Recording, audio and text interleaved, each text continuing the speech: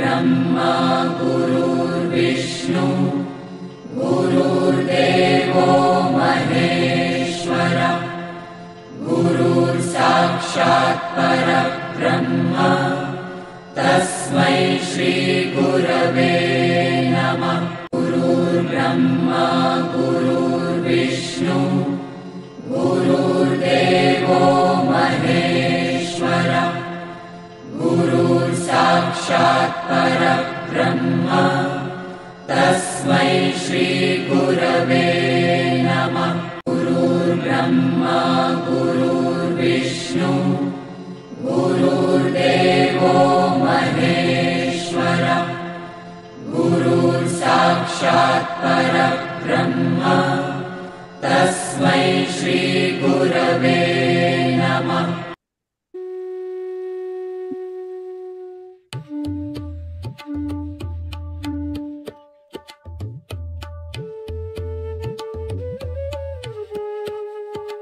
भगवद्गीता ज्ञानेश्वरीच्या आधारे सुरू असलेल्या ह्या प्रवचन मालिकेचे शीर्षक अध्यात्म यात्रा असे आहे।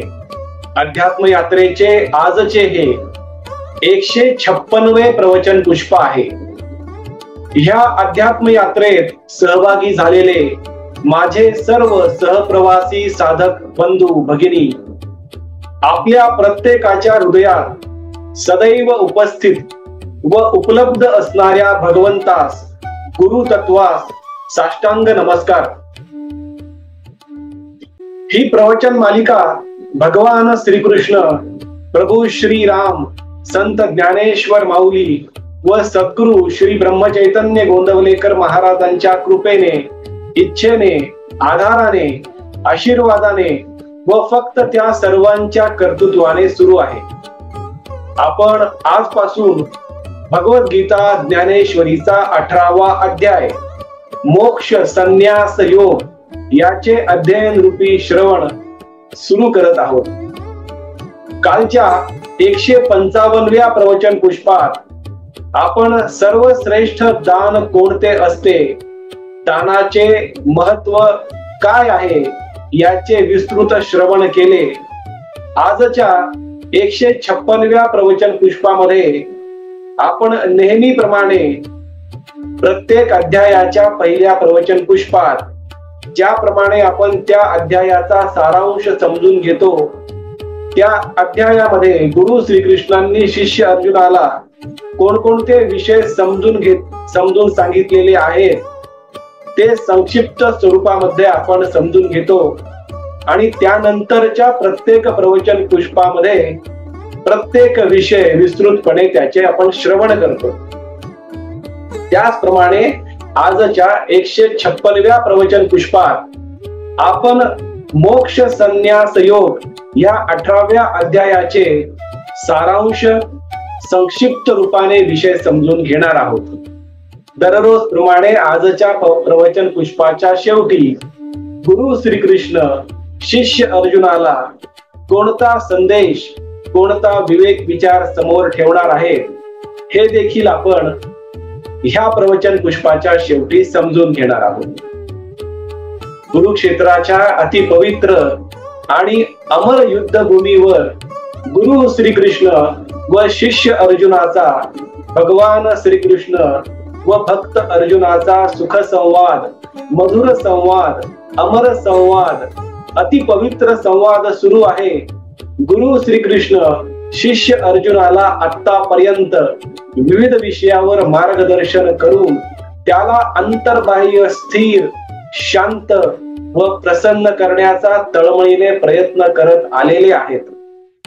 आपल्या गुरूंच्या मार्गदर्शनाचे मनोभावे श्रवण करून शिष्य अर्जुन देखील हळूहळू टप्प्याटप्प्याने क्रमाक्रमाने आत्मज्ञानाच्या मंदिराची एक एक पायरी चढत चढत स्थिर, शांत, प्रसन्न, आनंदी आणि आत्मविश्वासाने भरलेला स्पष्ट जाणवत आहे। अर्जुनाची ही स्थिरता, शांतता, प्रसन्नता पाहून विवेकाचे महापर्वत असणारे गुरु श्रीकृष्ण प्रेमाचे, दयेचे, करुणेचे आनंदाचे, समाधानाचे सर्वात खोल महासागर असणारे गुरु श्रीकृष्ण, प्रसन्नतेचे, विनम्रतेचे सर्वोच्च दीपस्तंभ असणारे गुरु श्रीकृष्ण, आत्मज्ञानाचे अजरामरपणे तळपत असणारे महातेजस्वी ज्ञान सूर्य गुरु श्रीकृष्ण अति आनंदी होतात, अति प्रसन्न होतात व अर्जुनाकडे कुतूहलाने पाहत असतात. कारण अर्जुनामध्ये आता आत्मविश्वास संपूर्णपणे भरलेला आहे आणि अर्जुन गुरु श्रीकृष्णांना युद्ध करण्यास सज्ज झालेला स्पष्ट दिसत आहे. पण तेवढ्यात अर्जुन त्याच्या गुरूंना भगवान श्रीकृष्णांना एक प्रश्न विचारतो आणि त्या प्रश्नाने या 18व्या अध्यायाची सुरुवात होते. शिष्य अर्जुन गुरु श्रीकृष्णांना कोणता प्रश्न विचारतो त्याआधी या 18व्या अध्यायाची महती आपण समजून घेऊयात. 18व्या अध्यायाची महती समजून घेतल्यानंतर आपण पहिल्या 17 अध्यायात जे आपण श्रवण केले आहे त्याचा अर्थ एका वाक्यात ठेवण्याचा प्रयत्न करूयात. 17 अध्याय एका वाक्यात, प्रत्येक अध्याय एका वाक्यात समजून घेऊन मग 18व्या अध्यायाची आपण नेहमीप्रमाणे सुरुवात करूयात. 18वा अध्याय मोक्ष संन्यास योग हा त्याग आणि समर्पणाच्या परिपूर्णतेचा योग आहे. हा 18वा अध्याय गीतेचा शेवटचा आणि सर्वात मोठा अध्याय आहे. या अध्यायामध्ये गुरु श्रीकृष्ण शिष्य अर्जुनाला कोणतीही नवीन संकल्पना न सांगता आधी स्पष्ट केलेल्या, आधी मार्गदर्शन केलेल्या अनेक संकल्पनावर प्रकाश टाकतात आणि पहिल्या 17 अध्यायाचा सारांश संक्षिप्त स्वरूपात या अध्यायामध्ये परत एकदा अर्जुनासमोर ठेवतात. सर्व वैदिक शास्त्रापैकी सर्वात गुप्त ज्ञान असलेल्या गीतेच्या दैवी ज्ञानाचा उल्लेख परत एकदा या अध्यायामध्ये 18व्या अध्यायामध्ये मोक्ष संन्यास योग या अध्यायामध्ये करतात. अर्जुन जेव्हा सुरुवातीला युद्धाच्या पूर्वसंध्येला नैराश्यामध्ये बुडालेला होता, अर्जुनाने प्रश्नांचा भडीमार गुरु श्रीकृष्णांना केला होता. त्याचे व्यथित झालेले, निराश झालेले, दयनीय अवस्थेमधले मन आपल्या गुरूंसमोर उघडे करून ठेवल्यानंतर गुरु श्रीकृष्णांनी दुसऱ्या अध्यायापासून, सांख्य योग या अध्यायापासून दैवी संभाषणाची सुरुवात करतात आणि तिथून हा गुरु शिष्य संवाद सुरू होतो. हा गुरु शिष्य संवाद 15व्या अध्यायापर्यंत गुरु श्रीकृष्ण करतात आणि 15व्या अध्यायापर्यंत दैवी ज्ञानाचे प्रगटीकरण शिष्य अर्जुनासमोर करतात. गुरु श्रीकृष्ण हा आत्मविश्वास, ही हमी फक्त अर्जुनालाच नव्हे तर आजच्या अर्जुनाला देखील देतात की जो मनुष्य या दैवी ज्ञानाची आत्मसात करण्याचा प्रयत्न करेल त्याला खरोखर ज्ञान मिळून तो अंतर्बाह्य स्थिर, शांत व प्रसन्न होईल. आजचा अर्जुन देखील द्वापार युगातील अर्जुनाप्रमाणे त्याचे कर्म आणि प्रयत्न निश्चित फलदायी होतील आणि आजचा अर्जुन त्या द्वापार युगातील अर्जुनाप्रमाणेच अंतिम ध्येयाकडे जाईल आणि त्याला जे साध्य करायचे आहे त्याच्या सत्कर्माच्या, सद्गुणांच्या, सदाचाराच्या आधारे त्याला जे साध्य करायचे आहे ते तो साध्य करेल. हा आत्मविश्वास 17व्या अध्यायापर्यंत गुरु श्रीकृष्ण देतात. 16व्या आणि 17व्या अध्यायामध्ये गुरु श्रीकृष्ण सद्गुण आणि आसुरी प्रवृत्तीचे मनुष्य कसे असतात याची माहिती देतात. तर श्रद्धेच्या 3 प्रकाराबद्दलही 17व्या अध्यायात शिष्य अर्जुनाला श्रवण घडवतात. संपूर्ण गीता ही 18व्या अध्यायामध्ये समाविष्ट परत एकदा गुरु श्रीकृष्णांनी केलेली आहे. त्यामुळे 18व्या अध्यायाला ज्ञानेश्वर माऊली एकाध्यायी गीता असे देखील म्हणतात. संपूर्ण वेदांचा सारांश गीतेमध्ये आहे, तर गीतेचा सारांश या 18व्या अध्यायामध्ये आहे. संपूर्ण गीता ही या 18व्या अध्यायामध्ये परत एकदा प्रगट होते. गीतेच्या प्रत्येक अध्यायामध्ये गुरु श्रीकृष्णांनी शिष्य अर्जुनाला क्रमाक्रमाने विविध योगाची माहिती दिलेली आहे, विविध योगाचे ज्ञान दिलेले आहे.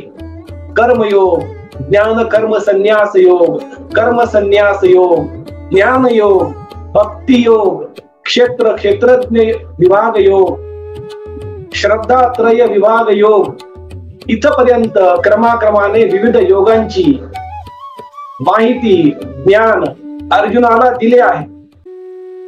तेच ज्ञान, त्याचाच सारांश परत एकदा त्या सर्व संकल्पनांचा सारांश या 18व्या अध्यायामध्ये गुरु श्रीकृष्णांनी केलेला आहे. त्यामुळे हा अध्याय गीतेतील सर्वात मोठा अध्याय ठरतो. कारण या अध्यायामध्ये पहिल्या 17 अध्यायाचा प्रत्येक विषय संक्षिप्त स्वरूपामध्ये मांडलेला आहे. त्याचे स्पष्टीकरण परत एकदा दिलेले आहे. गुरु श्रीकृष्ण शिष्य अर्जुनाला आणि आजच्या अर्जुनाला हा आत्मविश्वास देतात की गीतेचे श्रवण आणि या 18व्या अध्यायाचे श्रवण जो मनोभावे करेल तो मनुष्य धार्मिकतेच्या सर्व प्रकारांचा त्याग करेल आणि केवळ परमात्मा याला शरण जाऊन सर्वात गोपनीय ज्ञान परत एकदा आत्मसात करेल आणि शाश्वत शांतीचा लाभ त्याला मिळेल. हा आत्मविश्वास गुरु श्रीकृष्ण प्रत्येकाला देतात. हा 18व्या अध्यायाचे एक उदाहरण देऊन स्पष्ट करूया. जर एखादा मनुष्य रेल्वेच्या प्लॅटफॉर्मवर उभा असेल किंवा नुकताच आलेला असेल आणि त्याला ज्या गाडीत बसायची आहे ती गाडी स्टेशन वरून जर सुटत असेल, कदाचित त्याने त्याच्या सीटचे बुकिंग पहिल्या, दुसऱ्या, तिसऱ्या किंवा पहिल्या 17 डब्यात केलेले असेल, पण शेवटच्या 18व्या डब्यात जर तो धावत धावत पळत पळत चढण्याचा प्रयत्न केला आणि जर तो 18व्या डब्यात गेला तर त्याला ह्याची शाश्वती असते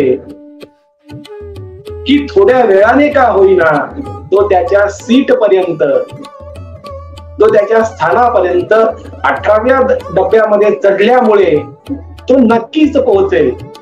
त्याचप्रमाणे गीतेचा हा 18वा अध्याय आहे. गुरु श्रीकृष्ण म्हणतात की पहिला 17 अध्यायामध्ये जर काही समजायचे राहून गेले असेल किंवा कमी अधिक प्रमाणात समजले असेल किंवा न समजले असेल, तर जो मनुष्य पहिल्या 17 अध्यायाचे श्रवण करून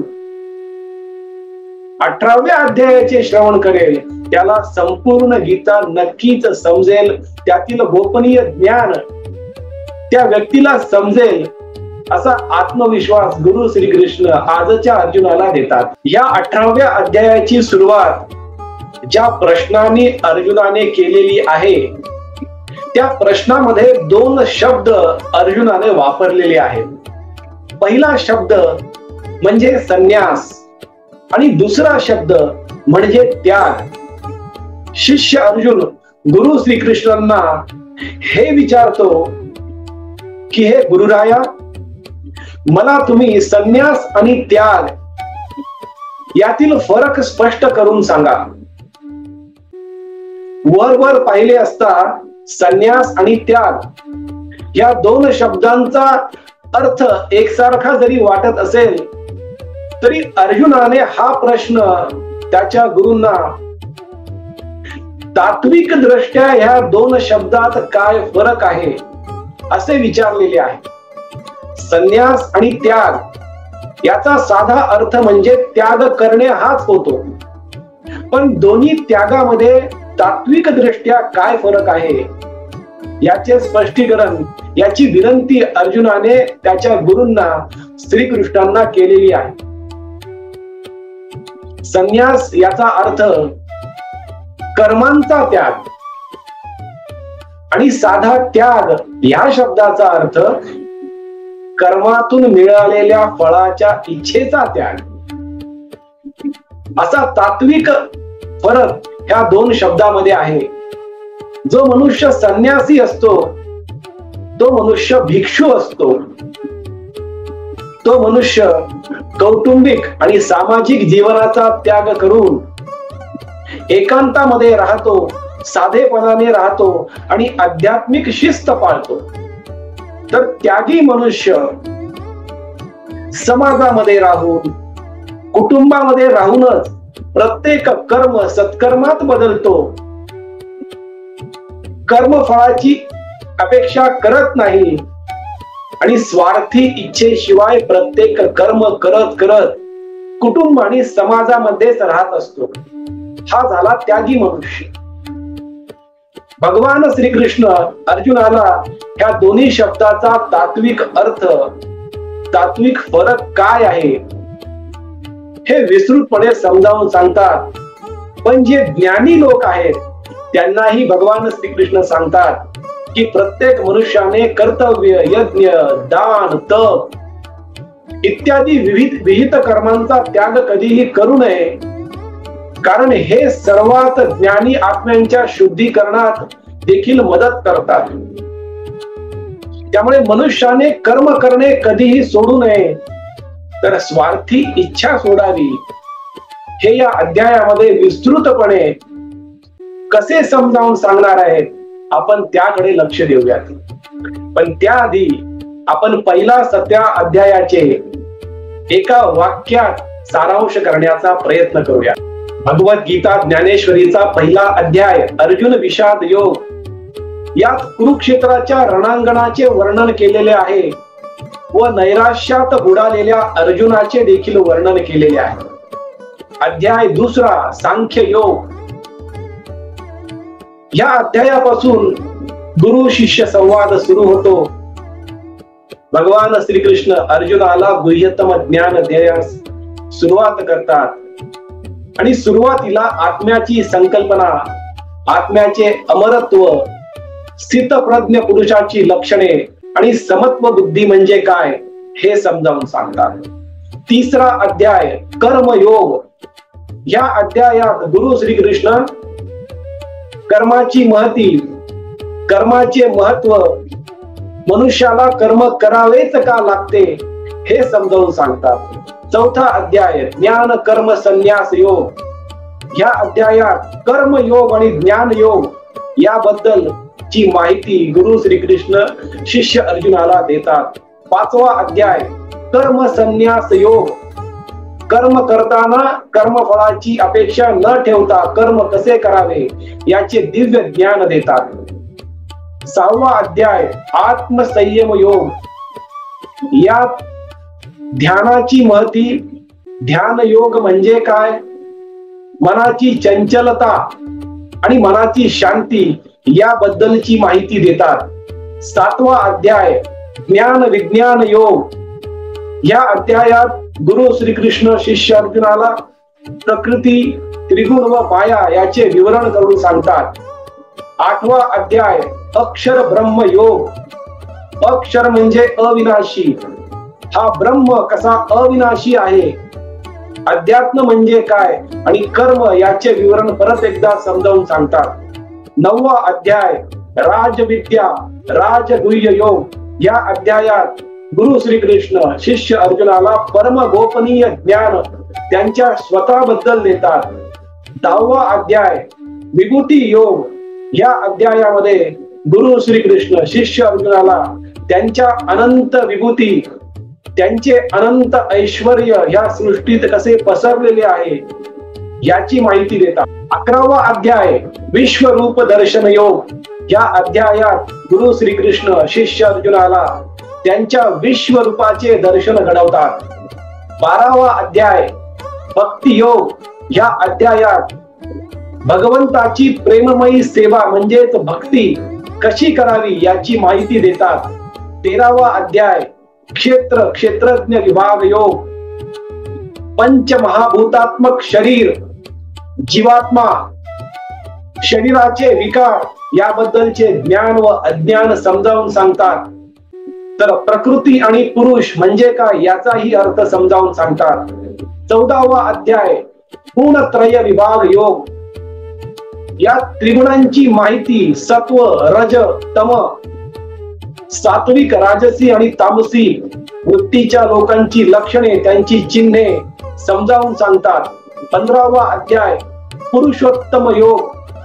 या अध्यायात पुरुषोत्तमाची म्हणजेच उत्तम पुरुषाची साधना कशी करावी, त्रिगुणात्मक प्रकृतीचे वर्णन व संसार वृक्षाचे निरूपण या अध्यायात करतात.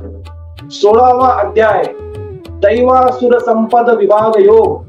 या अध्यायात दैवी गुणांचे म्हणजेच सद्गुणांचे आणि आसुरी गुणांचे म्हणजेच दुर्गुणांचे वर्णन करून सांगतात. 17वा अध्याय श्रद्धा त्रय विभाग योग.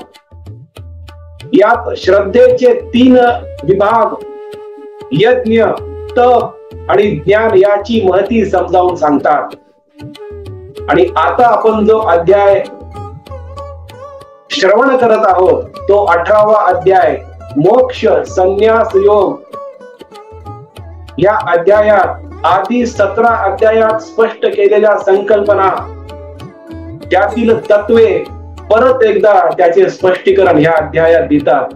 म्हणून या अध्यायाला गीतेचा सारांश, गीतेचा सार किंवा गीतेचा निष्कर्ष किंवा एकाध्यायी गीता असे आपण म्हणूयात. या अध्यायाच्या सुरुवातीला अर्जुन श्रीकृष्णांना जो प्रश्न विचारतो तो असा. अर्जुन म्हणतो, हे महाबाहू श्रीकृष्णा, हे ऋषिकेशा, हे केशीच्या संहारका, मला संन्यास आणि त्यागाचे सत्य आणि त्यातील फरक जाणायचे आहे.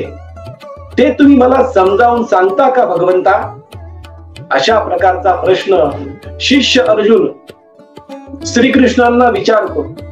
या प्रश्नामध्ये ज्ञानी अर्जुनाने श्रीकृष्णाबद्दल 3 विशेषणे वापरले आहेत. पहिला म्हणजे महाबाहू, दुसरा ऋषिकेशा आणि तिसरा केशीच्या संहारका. महाबाहू या शब्दाचा अर्थ, बाहू म्हणजे हात, महा म्हणजे विशाल. त्या भगवंताचे हात इतके विशाल आहे की तो भगवंत या सृष्टीचे निर्माण, पालन आणि संहार करू शकतो. म्हणून श्रीकृष्णांना ज्ञानी अर्जुनाने महाबाहू हा शब्द वापरलेला आहे. दुसरा ऋषिकेश. ऋषिकेश म्हणजे इंद्रियांचा स्वामी. स्वतःच्या इंद्रियांचे तर स्वामी श्रीकृष्ण आहेतच, पण या सृष्टीतील प्रत्येक मनुष्याच्या इंद्रियांचे स्वामी देखील श्रीकृष्णच आहेत असा भाव अर्जुनाच्या मनामध्ये आहे. आणि तिसरा शब्द, तिसरे विशेषण केशीच्या संहारका. केशी नावाचा एक राक्षस भगवान श्रीकृष्ण बाल्यावस्थेमध्ये असताना कंसाने श्रीकृष्णांचा वध करण्यासाठी त्याला पाठवले होते. पण त्या उलट बाळ श्रीकृष्णांनी त्या केशी राक्षसाचा संहार केला होता.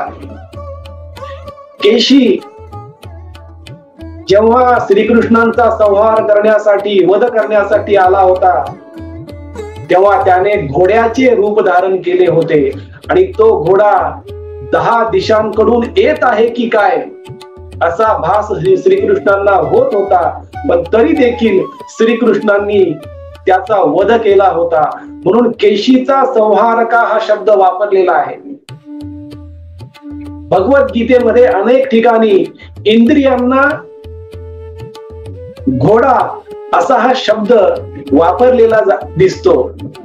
त्यामुळे केशीचा संहारक जो आहे तोच तो इंद्रियांचा स्वामी, तोच तो महाबाहू, तोच तो भगवान श्रीकृष्ण, गुरु श्रीकृष्ण आहेत. अशा अर्जुनातील मनातील भाव आहे, अर्जुनाच्या मनातील भाव आहे.